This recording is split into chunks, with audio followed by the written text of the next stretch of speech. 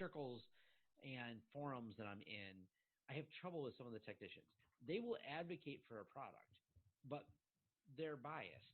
They're very, very biased, and they offer no evidence, and it's bothered me. I'm like, why do you guys say one product is better than the other? So I took one of those products that always creates a heated debate, and it's DNS filtering. And I said, I know I can go download lists of malware. I can go grab threat feeds, and I did. And then I put a little bash program together, a little script that basically puts all the DNS companies against each other, and you feed them in threat intelligence data, and you see who sinkholes the data and who doesn't. And this video went very popular, and right away Cisco jumped on me because I did make a mistake.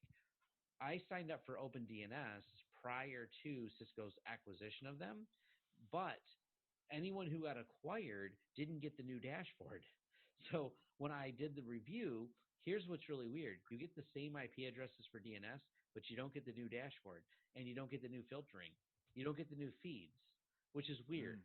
So they bought them, but if you're on legacy dashboard without contacting them for an upgrade, you get legacy threat intelligence feeds, which kind of seems like some real BS.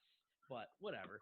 So I ended up having to redo the video, and Cisco was really insistent that I make a second video or take down the first one because I highlighted them in the wrong light because it failed so poorly.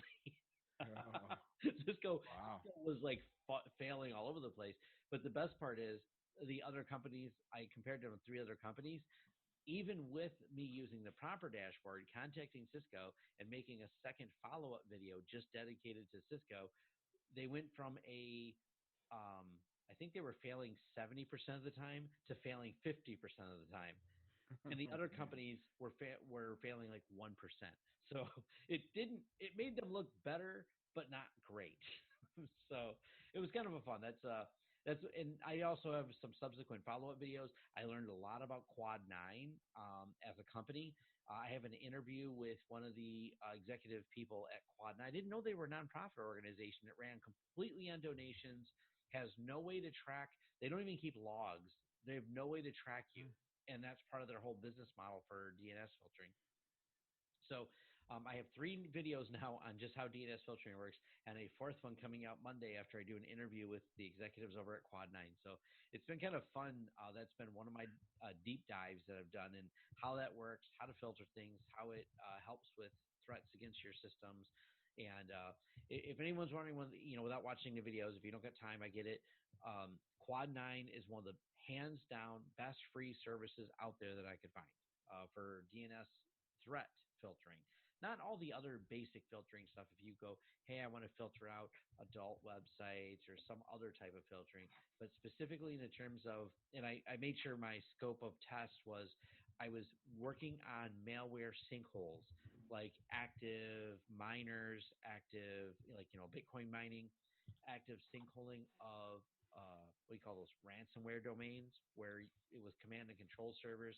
So I kept a narrow scope of focus, but those are the real concerns a lot of people have. How do I protect against those things? And yeah, Cisco, you didn't do so good. So the follow-up video only brought more attention to why you shouldn't use Cisco, in my opinion.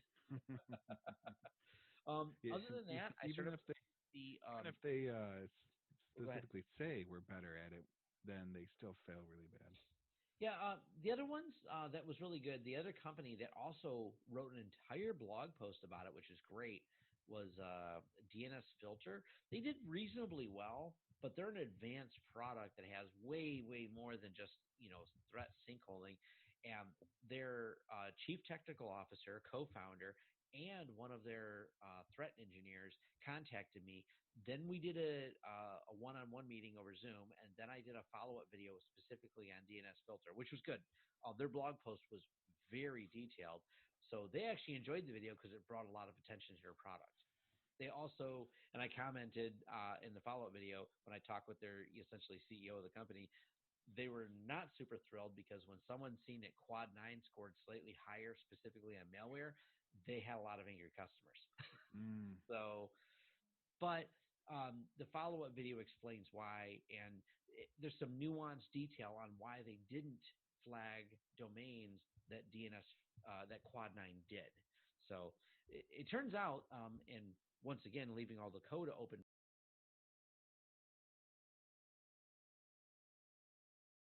where I kept posting all the details behind the scenes of how all this works.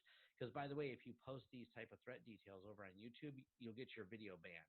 Because if YouTube sees you actually resolving the command and control servers, they have a screen capture device that looks at that and will stop YouTube videos from being played that show that. So I couldn't show my work, so I had to keep referencing over blurry screens back to my forums. It was a complicated process, but it was fun. The other side little project has been the new TrueNAS. It's not called TrueNAS anymore. TrueNAS Core, I think, is what it's called, or True. It's the new version of FreeNAS. They're unifying the TrueNAS and the FreeNAS, and it's on the tip of my tongue right now, the new name of the consolidated product. So I've been playing with that too, which is pretty cool. I'm gonna have an interview coming up with their head of development, Chris Moore.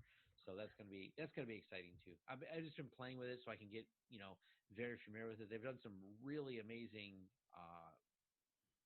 changes to the system, and now that they're merging the code base from what are essentially two almost identical products, are going to make it one code base.